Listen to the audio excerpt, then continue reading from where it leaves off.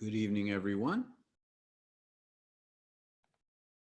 Welcome once again to the Bhagavad-gita Satsang. I'm Hari-kirtana, and I'm delighted to see you here. I see some familiar names up on my screen, so that is very, very nice. Some of you I haven't seen in a while. I'm very, very happy to see you here.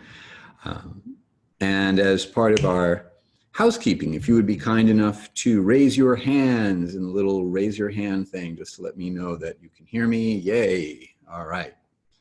That takes care of that. Thank you very much. You can put your hands all back down. You probably don't know this, but I can lower your hands for you. I have great power at the other end of this transmission.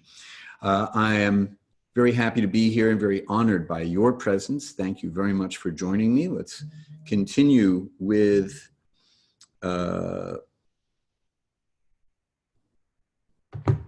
the housekeeping portion of our program. So,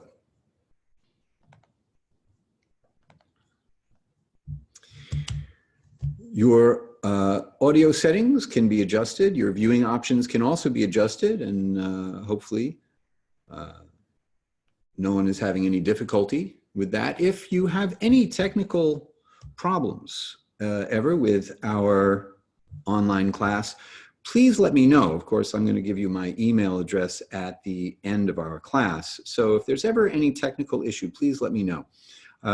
Your mic and video camera are not in play, so you don't have to worry about making any adjustments there. You can see and hear me. I cannot see or hear you, but if you were to type something into the Q&A box, then I would know that you would like my attention for a question or a comment, and if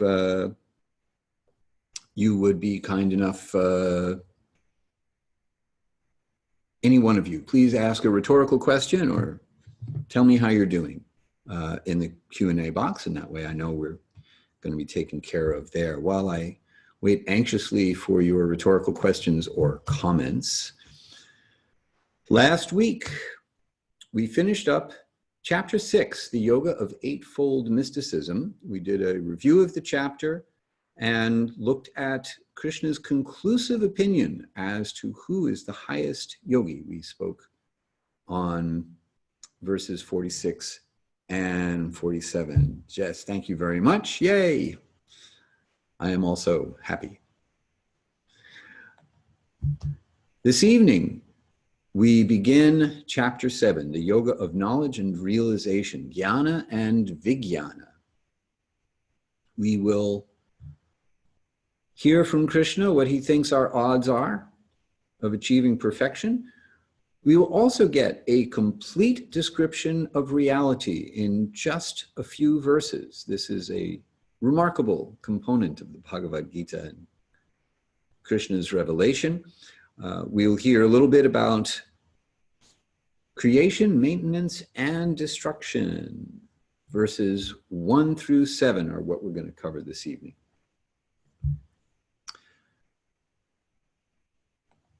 So before we get into the verses for this evening, what I'd like to do is just a brief overview of what's ahead, the big picture for chapter 7. This is the first chapter of the second section of the Bhagavad-gita. Bhagavad-gita is divided into 3 sections of 6 chapters each.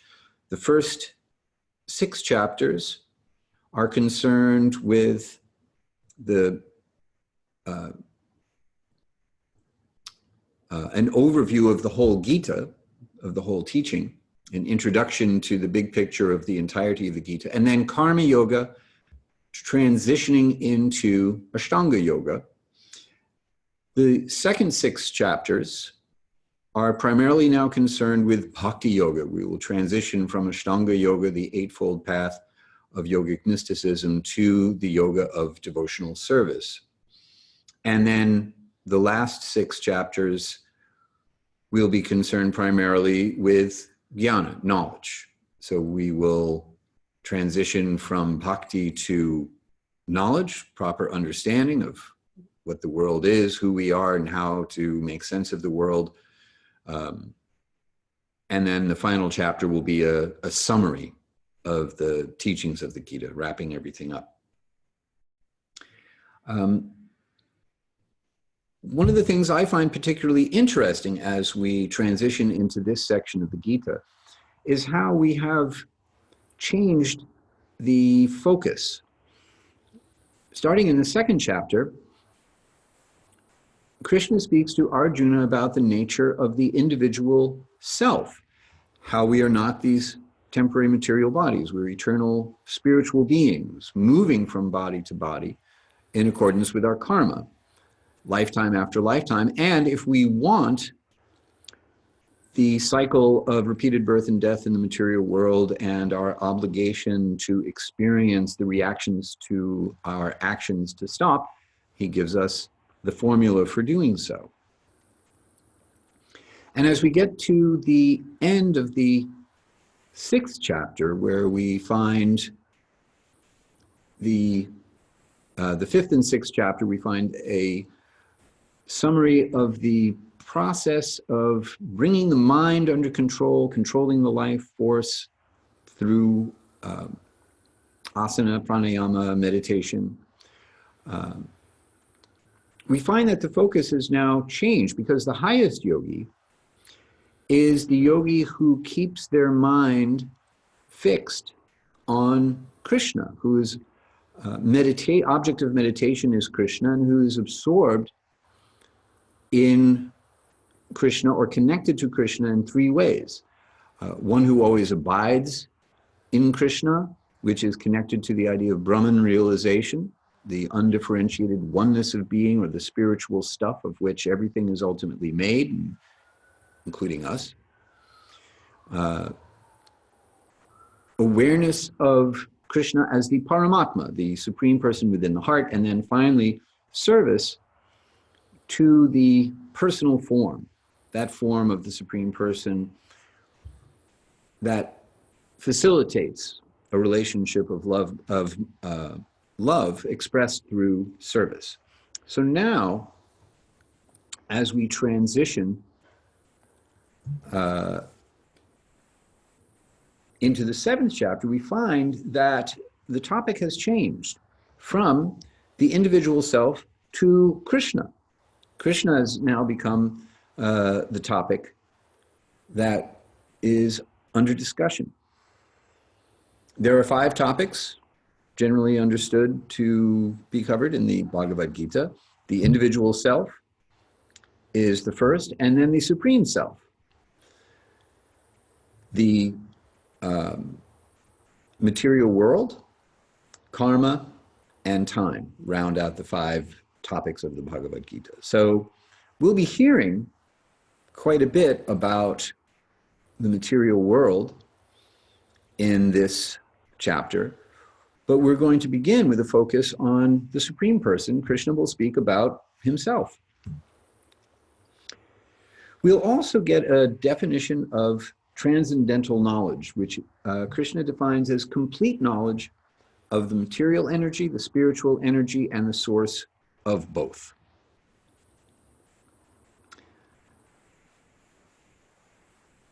And in this section, understanding the source of both the spiritual and material worlds will be emphasized. And there's a good reason for this.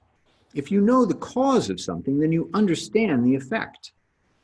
Think of it the same way if there's a car accident and the person from the insurance company wants to understand, well, what was the cause? And that way I can understand the nature of the effect. Whenever there's an investigation as to how something or why something happened, you look for the cause in order to understand the effect. So here, the same principle is going to be in play. In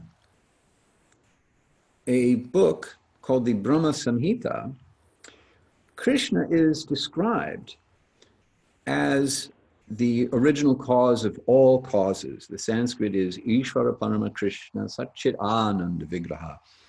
Anadir Adir Govinda Sarva Karana Karanam, which means Krishna, who is known as Govinda, is the supreme Godhead. He has an eternal, blissful, spiritual body, Satchit Ananda Vigraha. He is the origin of everything. He has no other origin other than himself. He is self-causing, and he is the primary cause of all other causes. Krishna will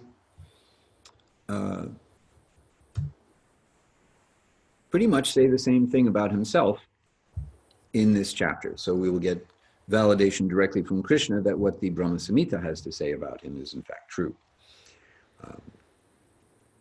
As we get a little bit further into tonight's program, we'll hear about the characteristics of people who are never really attracted to understanding any of this. Those who, and in particular, those who may even have some spiritual inclinations, but not an attraction specifically to Krishna as the supreme person or the cause of all causes. And we will hear about the characteristics of someone who is more likely to understand and accept Krishna's position as he reveals it himself, or as he speaks about it himself. Krishna will also speak about how rare it is, how exceptional it is for someone to truly understand him.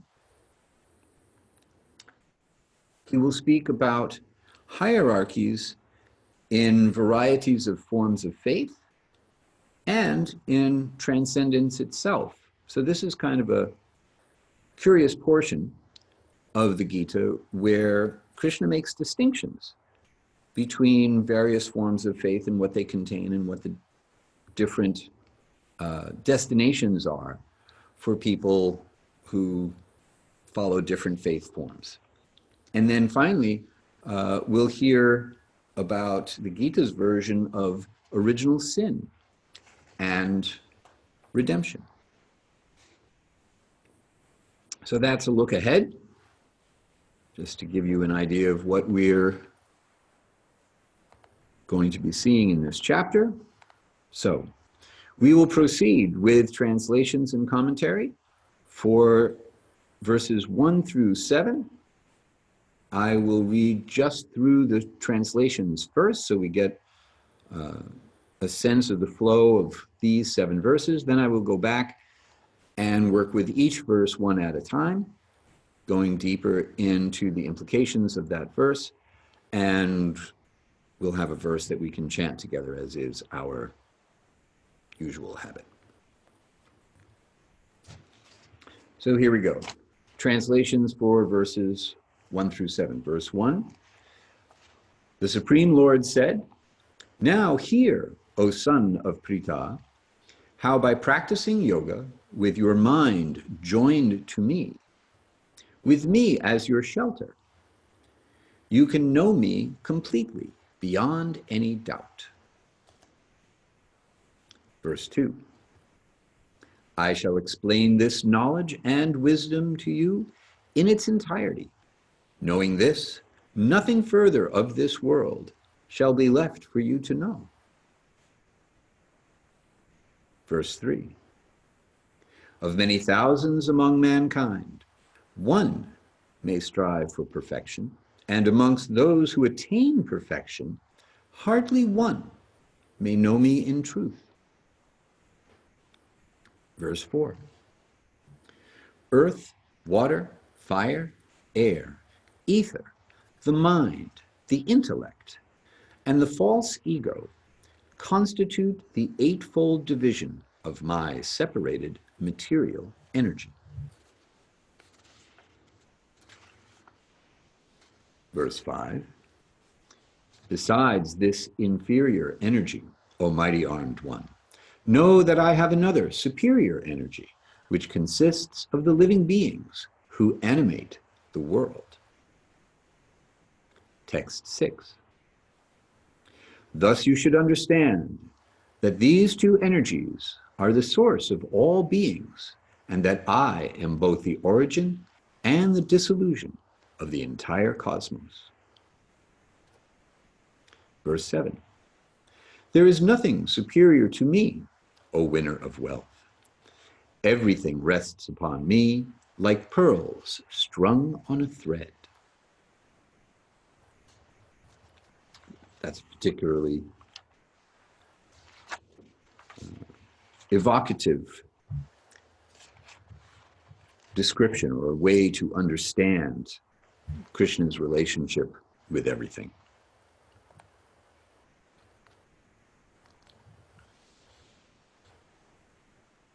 Okay, so now go back and we'll look at each verse individually. So once again, verse number 1, the Supreme Lord said, "Now hear, O son of Pritha, how by practicing yoga, with your mind joined to me, with me as your shelter, you can know me completely, beyond any doubt."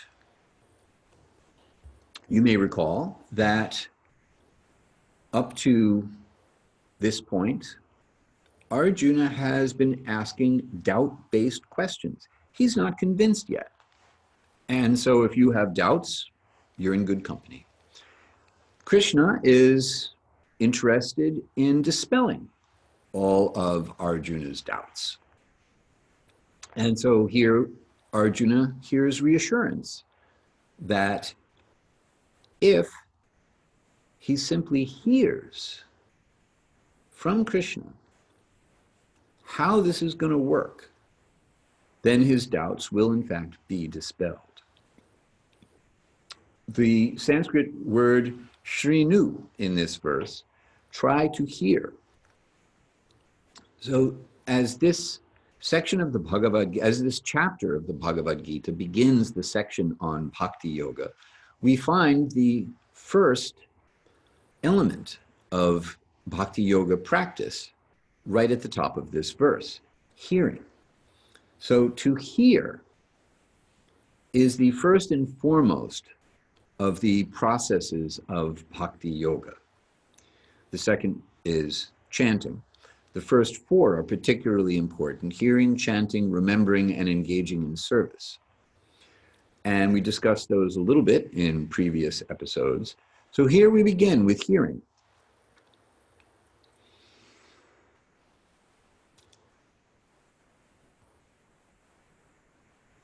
The first and foremost important part of acquiring knowledge, and the way that someone who is truly perceptive will understand things, is simply by hearing. Sometimes we may have doubts, we may not have faith in what we are hearing, and therefore we have to see. Let's say seeing is believing. And even then, we might not understand or accept what we are seeing, and therefore we have to do something in order to learn. So it is said that someone who is understanding on a higher level understands by hearing. So Krishna is speaking to Arjuna, who's a very, very qualified disciple. And therefore he's speaking on a very, very high level. So this is one of the wonderful things about the Bhagavad Gita for us, is that we are privy to a very high level conversation about philosophy and theology and yoga. And simply by hearing it, we can be privy to this very, very high level conversation. Text number 2. I shall explain this knowledge and wisdom to you in its entirety. Knowing this, nothing further of this world shall be left for you to know. That's a pretty big claim. Nothing left to know? Krishna will explain knowledge and wisdom about how to know him, free from doubt. So, what Krishna is giving us here is not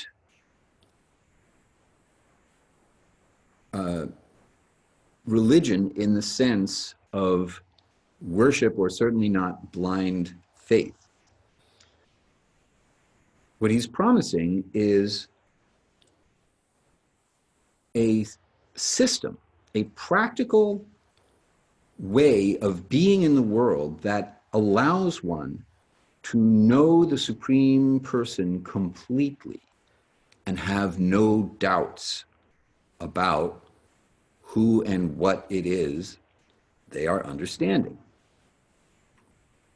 So that's a pretty far out claim.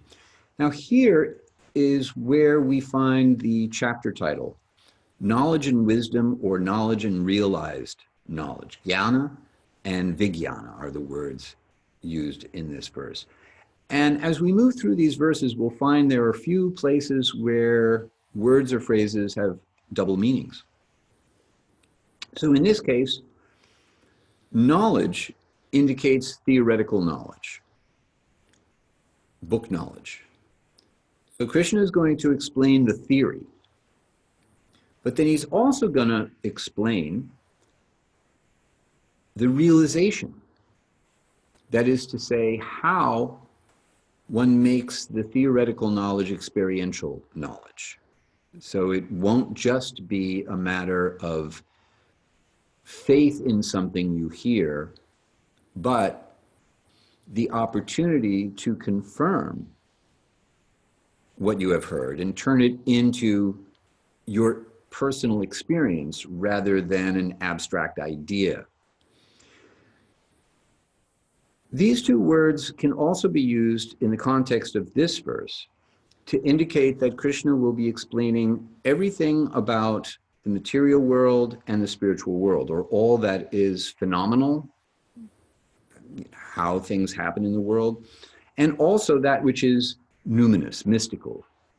What he's going to do is reveal the divine nature of the world, basically pulling the curtain aside so that you can see the man behind the curtain and understand the machine that is being operated in order to create the effect of the world of our experience. And not only that, our experience of the world.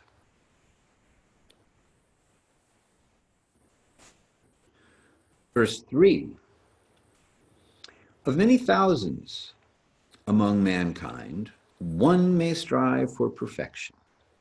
And amongst those who attain perfection, hardly one may know me in truth.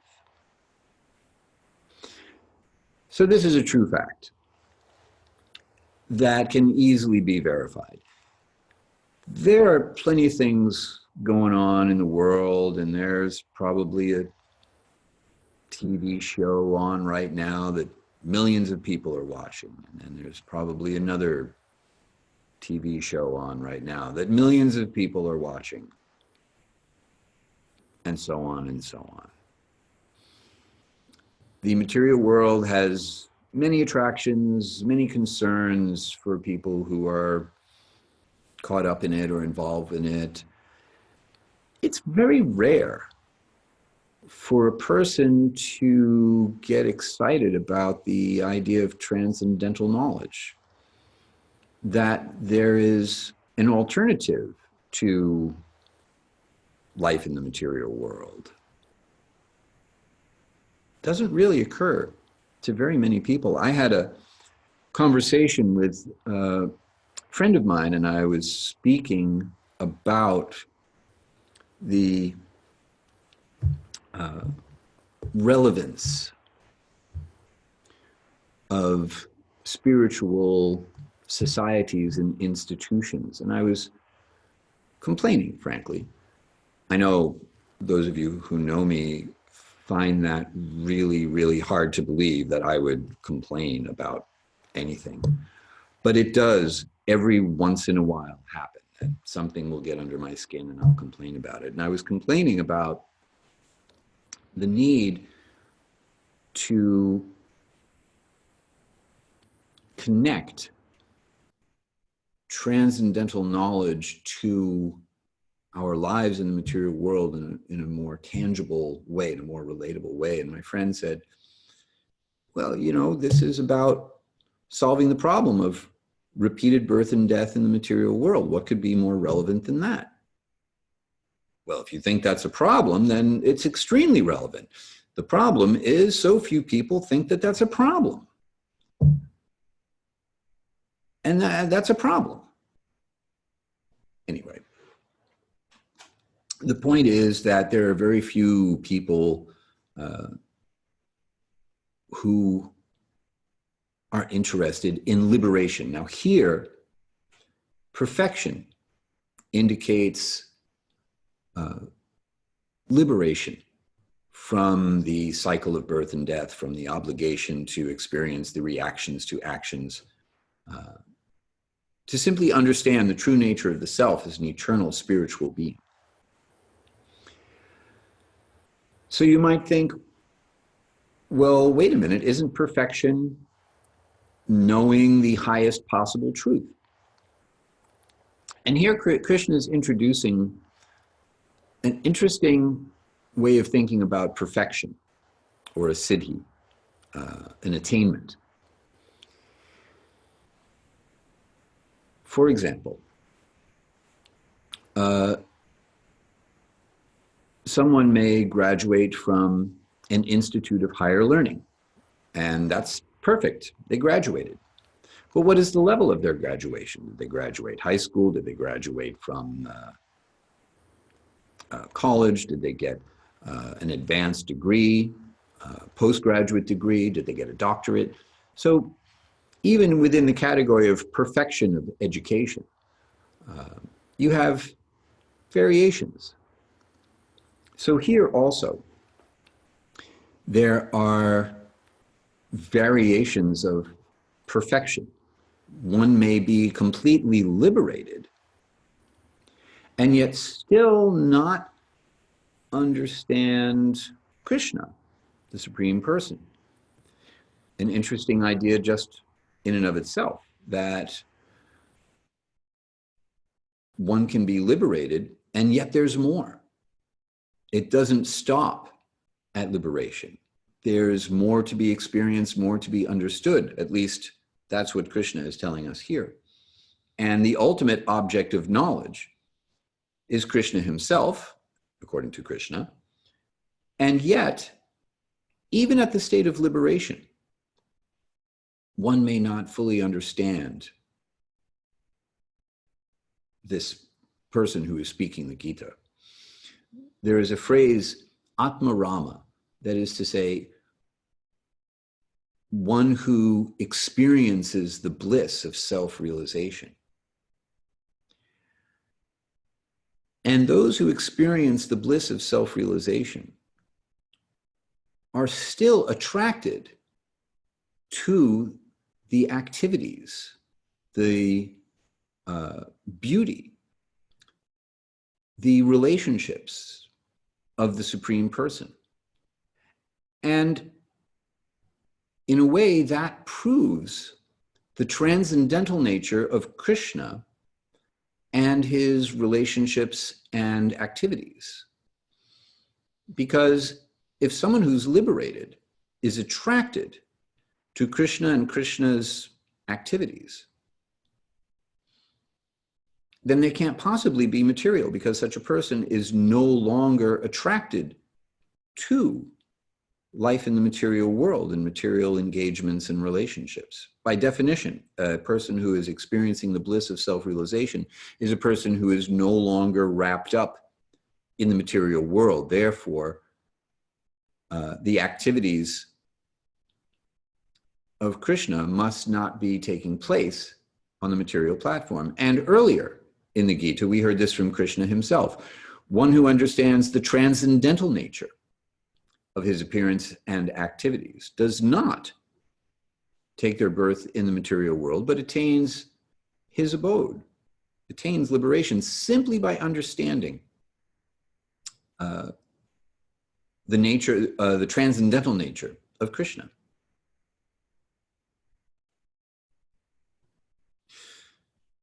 So just imagine now how, or just think, how rare is it to find someone who actually understands Krishna himself. It's very, very extraordinary that anyone would arrive at that position, and that we would be so fortunate to find such a person. If you have any questions thus far, we're about halfway through our session. So if you have any questions about anything we've spoken about thus far, please go ahead and type them. I have a question from Tess. Hi, Tess. I have the Bhagavad Gita translated by Eknath Easwaran. Which one are you using for this satsang? Good question. I'm actually referencing several different editions of the Bhagavad Gita, including Easwaran's, as I compose my own translations. So if you're looking for the edition that has the translations I am using, you'll have to wait because it's still a work in progress. But I'm translating verses from the Gita as we go. So now I would be very interested to hear from any of you who are referencing different editions of the Bhagavad Gita, how your translations compare to the translations I'm using for the satsang, and how any commentaries in the editions that you have also compare to the commentaries that I am offering you as we discuss these verses. So please feel free to offer your comments.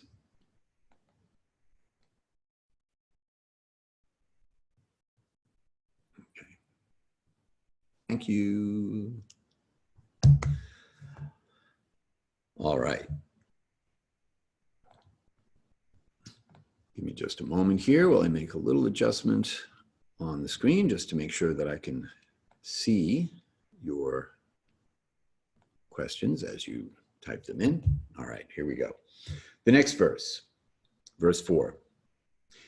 Earth, water, fire, air, ether, the mind, and the intellect and the false ego, or egoism, constitute the eightfold division of my separated material energy. So here we have a description of the 8 elements of material nature, or the eightfold division of material energy. And the word separated is significant here. Again, we have a Sanskrit word with a double meaning. You can take this to mean that the material energy, that is to say the one or unified material energy, is divided up into 8 different categories of energy. And this is the stuff of Sankhya philosophy, or the enumeration of elements. Let's start with the ego. You may recall that egoism is the second obstacle to the experience of yoga, or on the path of yoga, in Patanjali's Yoga Sutras. We begin with ignorance, forgetfulness, not knowing who we really are. Then the next thing, egoism, thinking we're someone we're not. It is an interesting element in that it is so, so subtle. So here's what I would like you to do. This is the participatory portion of our program. I would like you to reach out with your right index finger and touch an object that is near you. Just put the tip of your finger on that object. Now, don't think about your finger. Don't think about the object. Think about the contact point where your finger is coming in contact with the object. It is neither your finger nor is it the object. It is the point of contact, the space that bridges the gap between your finger and the object.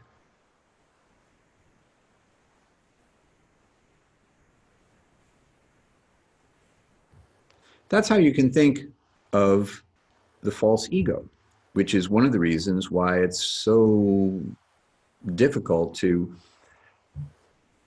make it wrap our heads around in terms of it being what we're not. Because we are not. The false ego is something we're not. That's why we call it false. And yet it is not the object that we identify with. We identify as having a particular kind of intelligence. The intelligence is the analytical portion of our subtle body. We identify with having a mind that likes this and does not like that. And we identify with having a particular kind of body made up of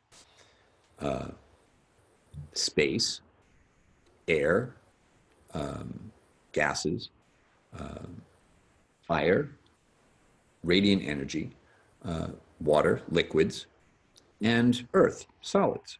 And it has a particular form, particular constitution, and that's what we're identifying ourselves as.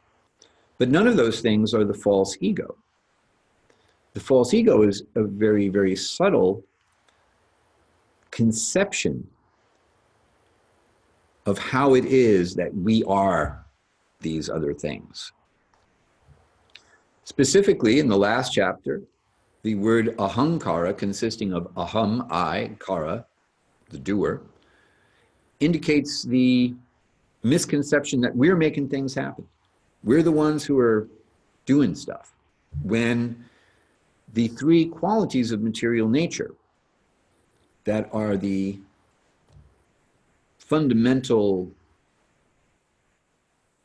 building blocks, so to speak, of these other elements are actually all moving and combining in ways that give the appearance of our doing things. So space, ether, is another way to put this, ether. That is also a very subtle material energy, in that space is where you put stuff. Things exist in space. It's not that space is empty exactly, but that it's like it holds stuff, the same way the sky holds a cloud.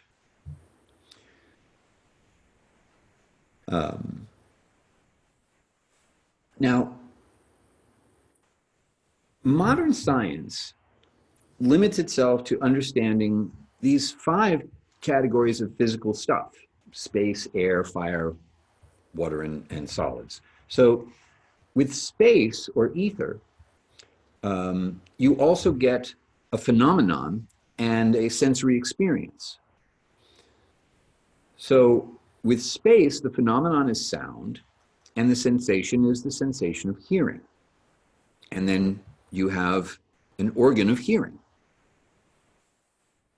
If you add gases on top of space or air on top of ether, then the phenomenon that arises is tactility, the sensation of touch.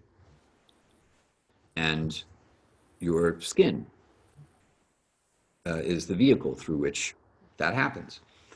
If you add radiant energy or fire, then the phenomenon associated with that is light, and the sensation is the sensation of vision, of seeing.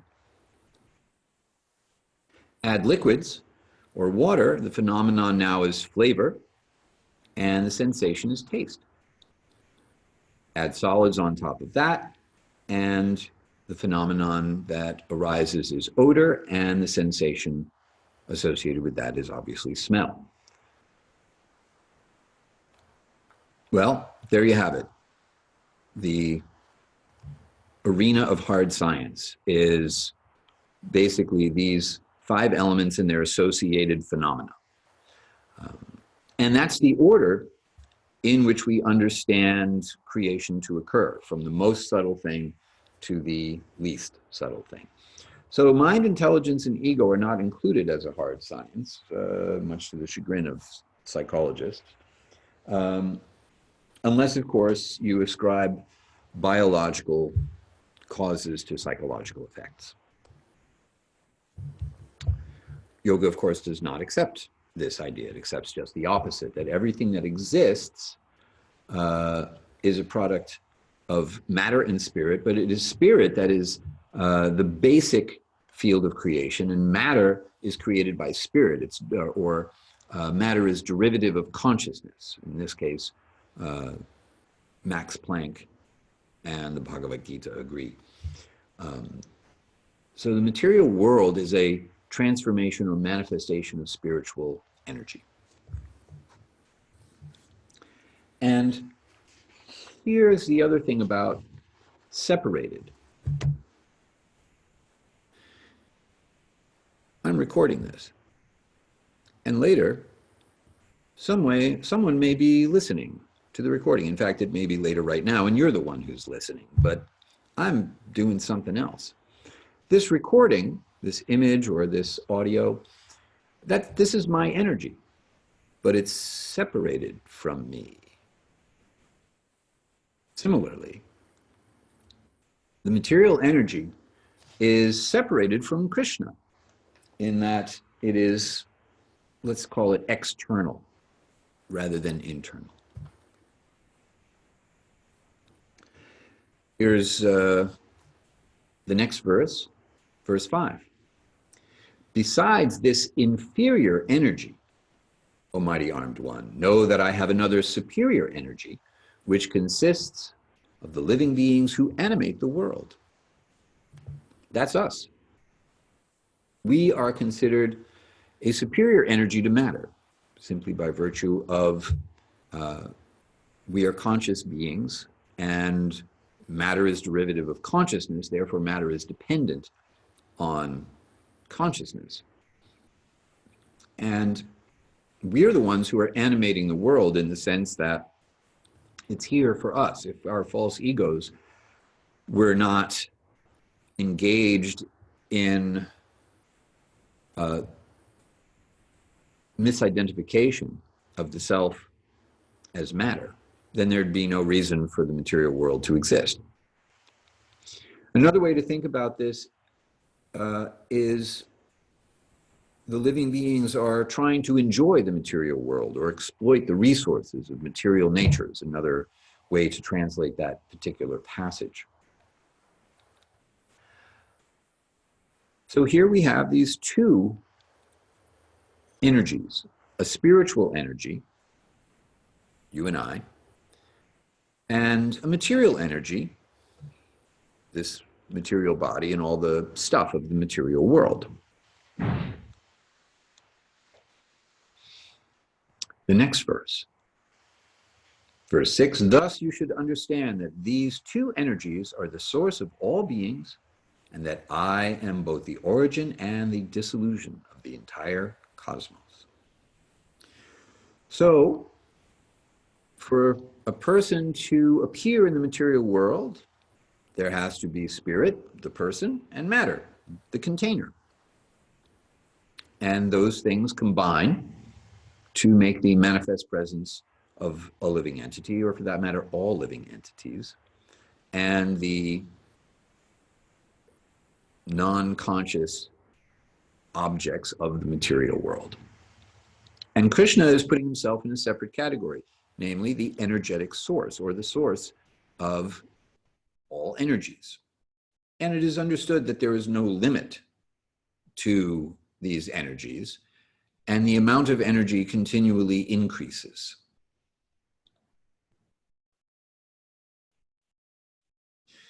So here we have the complete set of reality. Krishna, the source of all energies, and the energies in two categories, spirit and matter. There you go. A complete description of reality. Everything else that we can think of is going to fall into one of these categories. So Krishna has kept his promise. In just a few verses, he has described the complete set of reality. Now, something to consider in this verse is that Krishna is not a metaphor for something other than Krishna.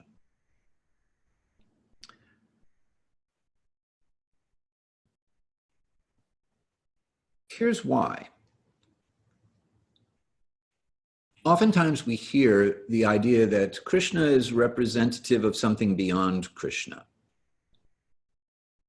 And in the next verse, Krishna will refute this idea. Verse 7. And this is the verse we are going to chant together.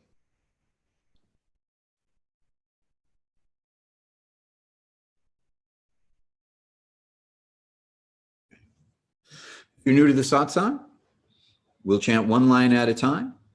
I chant, you chant back. The diacritical marks that you see, dots and dashes and tildes and such like that, here's what they mean. The dot over the M means you close your lips and the back of your tongue to the back of the roof of your mouth, making a shape like you're wrapping your mouth around a little walnut. A bar across a vowel means a long open version of that vowel. A tilde over an N indicates a little body English nya. So the middle of your tongue up against the middle of the roof of your mouth comes a kind of curled nasal sound. And I believe that covers all of the diacritical marks for this. So I'll chant, you chant back. Here we go. Oh, you pronounce each letter that you see. So the two T's together, you catch each one of those as opposed to merging them into a D sound. Matta parataram nanyat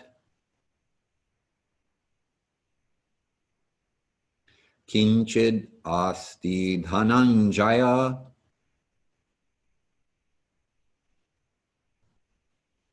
mai sarvam idam protam sutre mani gana iva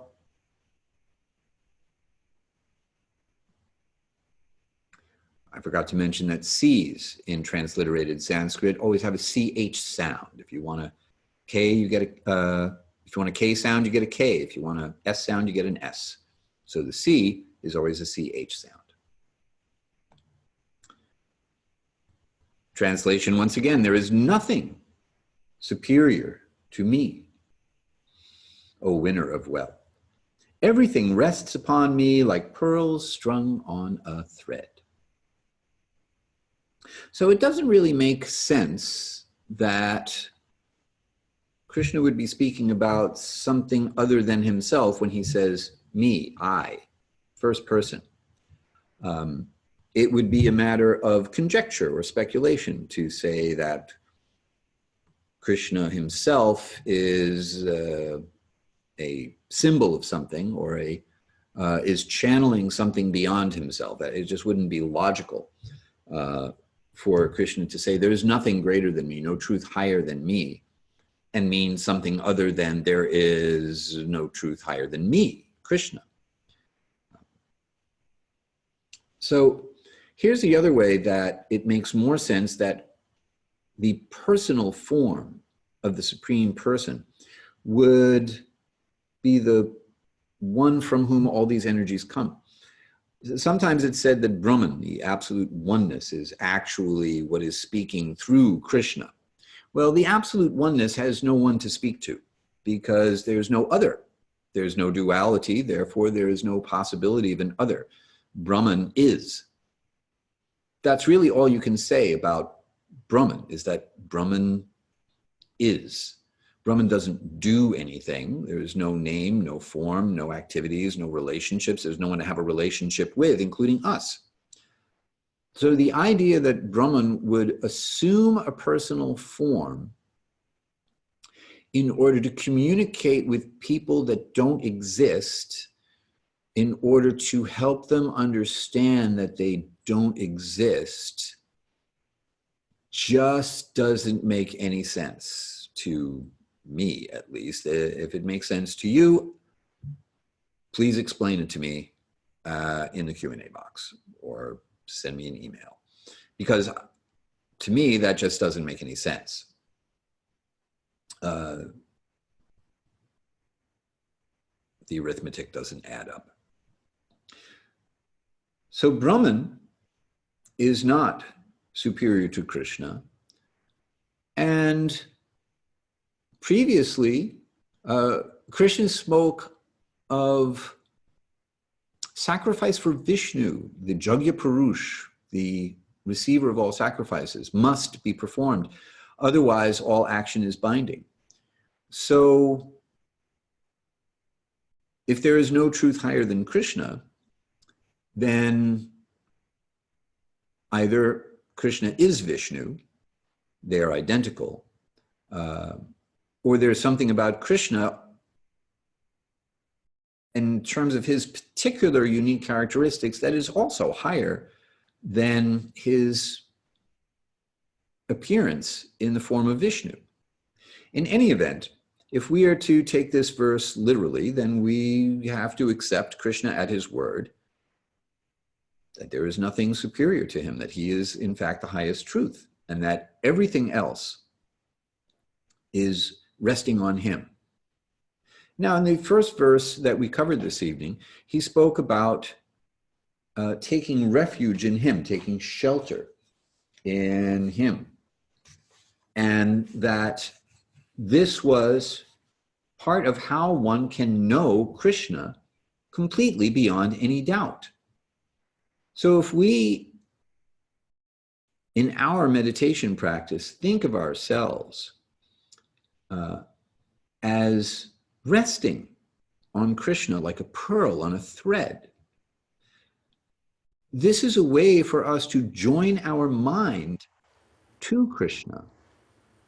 And that's the directive in the very first verse. Practice yoga with mind joined to me, with me as your shelter. In this way, you can know me completely beyond any doubt. So take that for a test drive. Hang out with that idea. See if you can experience yourself as resting on Krishna or Krishna's energies, like a pearl is resting on a thread. And just see what that feels like. See what it's like to think about yourself in that way.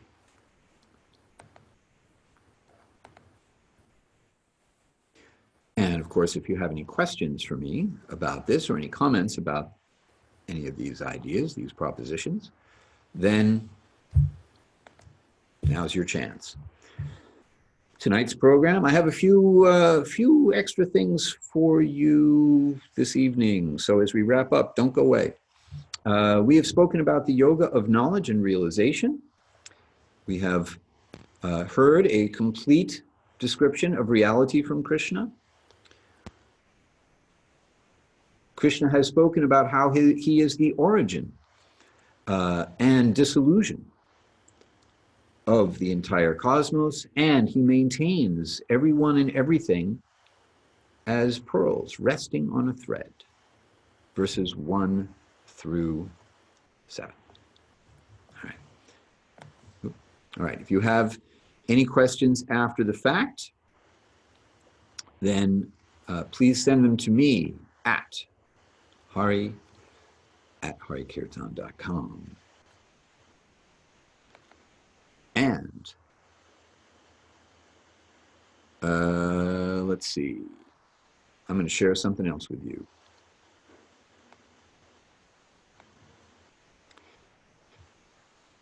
So here's my website. And I have something new that I want to let you know about. There's a meditation section. And you will find two things in the meditation section.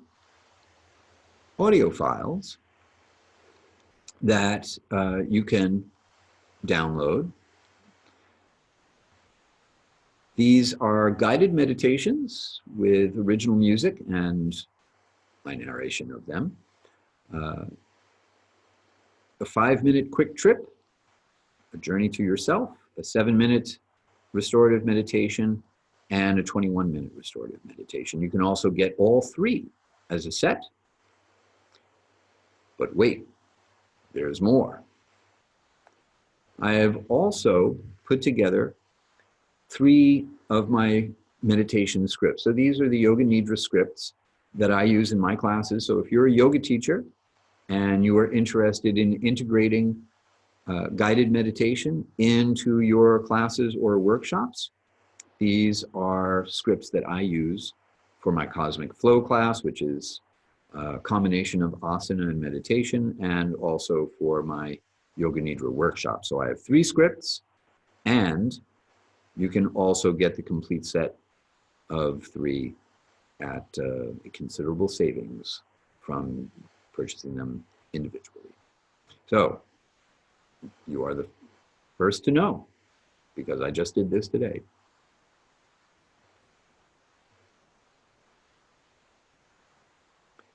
And I think that's all, folks.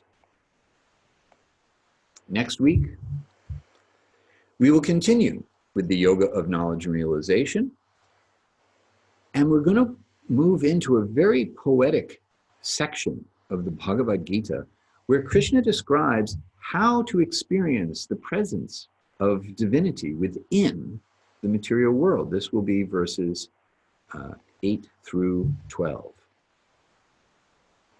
And that brings us to the end of another evening. I thank you all very, very much for staying with me this evening, spending your time with me. It's always a great honor and a great joy for me to see you all here. And those of you who are watching later, thank you very, very much for choosing to spend a little bit of time with me.